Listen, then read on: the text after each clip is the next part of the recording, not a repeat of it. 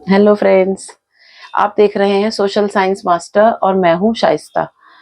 पिछली क्लासेस में हमने भारत की प्राचीन स्रोत रिसोर्सेज जो है उनकी हमने जानकारी ली कि हमें किन किन रिसोर्सेज से भारत के बारे में क्या क्या जानकारी मिलती है। अब हम पहुंचे हैं प्रागैतिहासिक काल से हमें भारत के बारे में क्या जानकारी मिलती है। लेकिन प्रागैतिहासिक काल क्या है तो हम पहले उसे जानेंगे, उसके बाद जानेंगे कि वो हमें भारत के बारे में प्राचीन जानकारी क्या देता है। आइए, मेनली भारत मतलब इतिहास को हम 3 कैटेगरी में डिवाइड करते हैं, जिसमें पहली कैटेगरी है प्रागैतिहासिक काल। प्रागैतिहासिक काल। अगला है अध ऐतिहासिक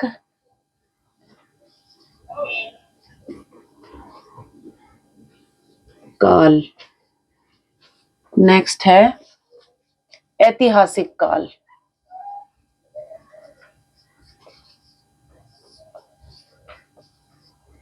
ठीक है, हम प्रागैतिहासिक काल के बारे में बात कर रहे हैं, लेकिन हम ये जानेंगे ऐतिहासिक का प्रागैतिहासिक काल, अधैतिहासिक काल और ऐतिहासिक काल। इतिहास को 3 कैटेगरी में डिवाइड किया गया है। अब इन्हें कैटेगराइज करने का पैरामीटर क्या है, क्यों इन्हें हम 3 भागों में डिवाइड करते हैं, आइए जानते हैं। पहला, इसमें कोई भी देखिए लिखित साक्ष्य नहीं मिला, क्योंकि उस समय समझ लीजिए कि ये हमारी जो इतिहास है उस बिल्कुल शुरुआती पुराने टाइम की बातें हैं, जब वो लिखना ही नहीं जानते थे। जब कोई लिखित साक्ष्य ही नहीं मिला है तो इस काल के बारे में हमें जानकारी कैसे मिलती है। इसे कहा जाता है पाषाण पाषाण युग। पाषाण का मतलब क्या होता है? पाषाण का मतलब होता है पत्थर, क्योंकि ये जो प्रागैतिहासिक काल है इसमें सभी काम कैसे किए जाते थे? पत्थर से। पत्थर से कुदाल बनाई जाती थी, आपको पता होगा, वो 2 पत्थरों को ऐसे ऐसे आपस में रगड़ के आग जलाई गई थी। और पत्थर के हल बनाए जाते थे, पत्थर का ही भाला बनाते थे, उससे मारकर शिकार करते थे। यानी कि सभी जो उनका जितनी भी उनका लाइफ स्टाइल था, उनके जो औजार थे, सभी काम ज्यादातर पत्थर से किए जाते थे, इसीलिए इसे पाषाण युग कहा जाता है। ये भी 3 कैटेगरी में है। आगे पहला है पुरा पाषाण काल। पुरा पाषाण काल। दूसरा मध्य पाषाण काल। तीसरा नव पाषाण काल। चौथा उत्तर पाषाण काल। ठीक है, तो ये वो इतिहास का वो चरण है जिसमें कोई भी लिखित साक्ष्य नहीं है, क्योंकि लेखन कला का कोई प्रचलन नहीं था।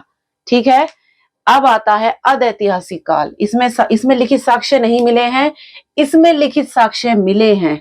लिखित जो किताबें हैं, या कोई पर्चा है, कोई कागज है, कोई भी चीज जो है वो लिखित में मिले हैं, लिखित साक्ष्य मिले हैं।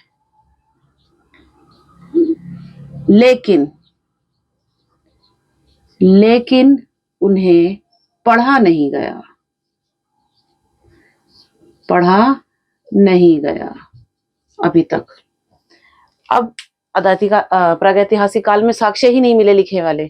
इसमें लिखे तो हैं, लेकिन वो अभी तक उनकी लैंग्वेज समझ लीजिए, या उनकी जो सिंबल्स होते थे लिखने के, वो इस तरह के हैं कि अभी तक वो पढ़ने में पॉसिबल नहीं रहा कि पढ़ पाए उसे कोई। तो इसलिए यहाँ इसके बारे में जानकारी हमें कैसे मिलती है। यहाँ भी क्या देखा गया है इसमें, अब इसमें तो 4 कैटेगरी आती है, पूरा पाषाण काल वगैरह। अब यहाँ पे क्या आता है? यहाँ पे आती है सिंधु घाटी सभ्यता और हड़प्पा सभ्यता। ये बहुत ही इंपॉर्टेंट सिविलाइजेशंस हुई हैं, जो हमें बहुत इंपॉर्टेंट जानकारी उस टाइम की देती हैं। अधैतिहासिक काल समझ में आया। अब आता है ऐतिहासिक काल। यहाँ पे क्या हुआ, यहाँ पे लिखित साक्ष्य मिले भी और पढ़े भी गए। लिखित साक्ष्य मिले भी हैं और पढ़े भी गए हैं। तो यहां से तो बहुत अच्छी जानकारी मिलेगी, पढ़े भी गए हैं। इसके बाद इसमें क्या आता है, प्राचीन काल,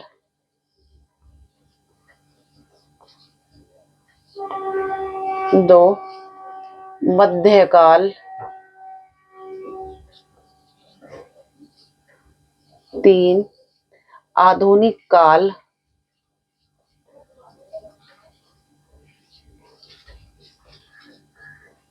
4 विश्व, वर्ल्ड। ठीक है, तो ये कैटेगरी आपको इसलिए समझनी जरूरी है कि हिस्ट्री की जब हम कैटेगरी समझ जाते हैं तो हमें उसको दिमाग में एक सिस्टमेटिक वे में जो फैक्ट्स हैं उन्हें याद रखना, उन्हें समझना बहुत आसान हो जाता है। अब ये कैटेगरीज में जो पूरा पाषाण काल, मध्य पाषाण काल है, इसकी हम एक अलग से क्लास रखेंगे। आप इस कैटेगरी को समझिए। और अब हम ये जानेंगे, अभी क्योंकि हमारे भारत की सीरीज चल रही है, तो प्रागैतिहासिक काल ये सारा हमें भारत के बारे में क्या बताता है, प्राचीन काल के बारे में। आइए, प्रागैतिहासिक काल, तो इसमें क्या है,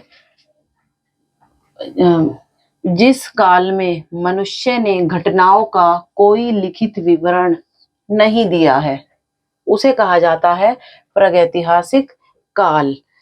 अब ये देखिए, ज्ञानी मानव, जो आज हम आधुनिक मानव हैं, तो ये मानव, इनके जो पूर्वज हुए हैं, या कहें मनुष्य का प्राचीन वैज्ञानिक नाम क्या है, तो वो क्या है, या ज्ञानी मानव, इन सब का आंसर एक है, होमो सेपियंस।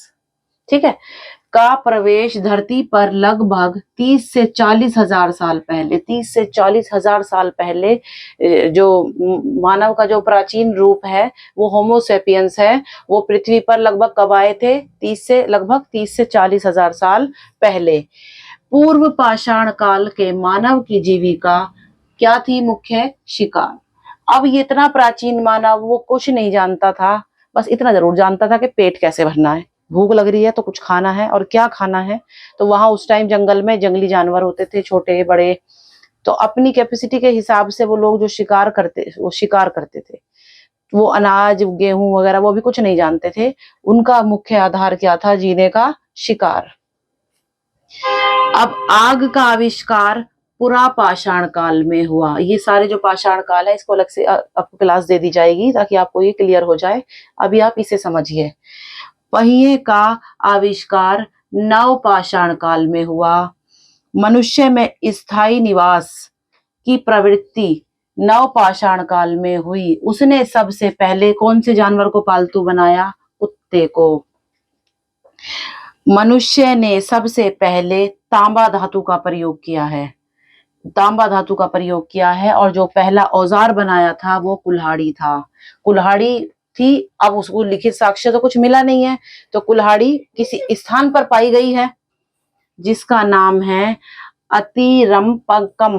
अतिरंपकम, जिस स्थान पर कुल्हाड़ी पाई गई है, जिसी भी वो पत्थर की है, जैसी भी बनाते होंगे। अब आप ये देखिए, यहाँ पे आया है कि पहले वो शिकार करता था। अब जब शिकार करता था तो वो शिकार की खोज में इधर से लगा के इतनी दूर तक चले जाता था। शिकार पकड़ा, खाया, रात हो गई, अंधेरा हो गया, कुछ दिख नहीं रहा, वहीं कहीं गुफा में सो गए या कहीं पेड़ के ऊपर सो गए। तो उसका उसका जो लाइफ स्टाइल था वो घुमंतु था, आज यहाँ है, कल कहीं है, परसों कहीं है। अभी एक यहाँ पे एक शब्द आया है स्थाई, कहाँ गया, हाँ ये रहा, स्थायी निवास। अब ये स्थायी निवास क्या होता है, जब तक वो शिकार करता रहा उसका जीवन था घुमंतु। अब ये जो स्थायी निवास है, जब अभी इसमें खेती की शुरुआत कभी आया है कि उसने खेती की शुरुआत कब की, स्थायी निवास की प्रवृत्ति नवपाषाण काल में हुई। जब खेती शुरू की, अब उसे लगा इन्हें जंगली जानवरों से हमें बचाना चाहिए, कोई खा जाएगा, जानवर आएगा, सारी हमारी खेती चर के चला जाएगा, तो उसकी देखभाल करने के लिए मुझे यहीं रुकना पड़ेगा। तो इस तरह से जब एक घर बना फिर दूसरी पास में किसी दूसरे ने खेती की, उनका घर बना, ऐसे धीरे धीरे घर बनते चले गए और स्थायी जीवन के साथ साथ छोटे छोटे गांव, छोटे छोटे कबीलों का निर्माण हुआ। आइए आगे देखते हैं। कृषि का आविष्कार नवपाषाण काल में हुआ और कृषि के आविष्कार के साथ ही स्थायी जीवन की भी शुरुआत हुई थी। वही मैंने आपको बताया कि खेती को जंगली जानवरों से या दूसरे मनुष्यों से बचाने के लिए उन्हें एक पहरे की, एक चौकीदारी की जरूरत होती थी, इसीलिए वो पास में रहने लगे। तो स्थायी जीवन की शुरुआत कृषि के साथ हुई। प्रागैतिहासिक अन्य स्थल क्या है? ये मेहरगढ़, ये बहुत इंपॉर्टेंट नाम है जो आधुनिक पश्चिमी बलूचिस्तान में है, मेहरगढ़। कृषि के लिए सब कृषि के जो साक्ष्य मिले हैं वो हमें मेहरगढ़ से प्राप्त हुए हैं। कृषि के लिए अपनाई गई सबसे पहली फसल, प्राचीन फसल कौन सी है? गेहूं। पहली फसल जौ। प्राचीन है तो दोनों फसलें हैं, गेहूं और जौ, लेकिन सबसे फर्स्ट फसल कौन सी है? पहली गेहूं। कृषि का प्रथम उदाहरण कहाँ से मिला है? मेहरगढ़, जो पश्चिमी बलूचिस्तान का हिस्सा है। पल्लावरम नामक स्थान पर प्रथम भारतीय पुरापाषाण कलाकृति पाई गई। पुरापाषाण काल में कोई कला, कोई इमेज, कुछ ऐसा बनाया गया होगा जो हमें कहाँ से मिला है? पल्लावरम। भारत में प्रस्तर युग, प्रागैतिहासिक काल का दूसरा नाम है प्रस्तर युग, के अधिकांश औजार पत्थर के बने हुए हैं। सारे औजार पत्थर के बने हुए हैं, तभी तो इसे पाषाण युग भी कहा जाता है। रॉबर्ट ब्रूस्ट पहले व्यक्ति थे जिन्होंने 1863 में भारत में पुरापाषाण कालीन औजारों की खोज की थी। पुरापाषाण कालीन औजारों के खोजकर्ता कौन माने जाते हैं? Robert Bruce. कब की थी? 1863 में। औजार कैसे थे? औजार पत्थर के बने हुए। भारत का सबसे प्राचीन नगर मोहनजोदड़ो है, मोहनजोदड़ो, सिंधी भाषा में, जिसका अर्थ है मृतकों का टीला। फिर है असम का श्वेतभ्रू गिबन, भारत में पाया जाने वाला एकमात्र मानवाब कपि है। मतलब भारत का जो एक असम राज्य है उसमें श्वेतभ्रू गिबन, जो मानव का प्राचीन रूप माना जाता है, वो असम में पाया जाता है। इनाम गांव ताम्रपाषाण युग की एक बस्ती थी, इसका संबंध जौरवे संस्कृति से था। अब ये ताम्रपाषाण क्या है? ताम्रपाषाण युग तांबे के नाम से रखा गया है। इस युग में तांबे की खोज हो चुकी थी।